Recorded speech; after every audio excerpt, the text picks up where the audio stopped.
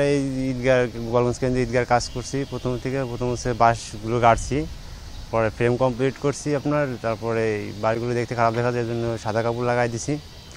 আর weather তো খারাপ, এই জন্য উপরে তাঁবু দিছি যে বৃষ্টিতে মুসল্লিকে সমস্যা না হয়। তারপর আমরা সিলিং টানাবো, তারপর আমরা গরমে সমস্যা হতে পারে মুসল্লিকে, এই জন্য আমরা ভিতরে ফ্যান লাগাই দেবো, ঠিক আছে। আর কোনো ধরনের কোনো সমস্যা নয়, আমাদের কাজ ইনশাল্লাহ ঈদের আগে শেষ করে দেবো আমরা। এই যে কাজ করতেছি আমরা 13 রমজান থেকে শুরু করছি, ঠিক আছে। কাজ প্রায় শেষের দিকে হয়ে গেছিলো, পরে এই ঝড় হওয়ার কারণে আমাদের অনেক ক্ষতি হয়েছে, আবার এই জন্য কাজ করতেছি। ইনশাল্লাহ ঈদের আগেই আমরা কাজ শেষ হয়ে যাবে।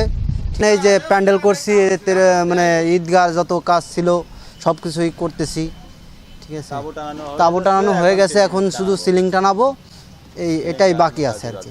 আমরা ঈদগাহ তাঁবু টানাচ্ছি।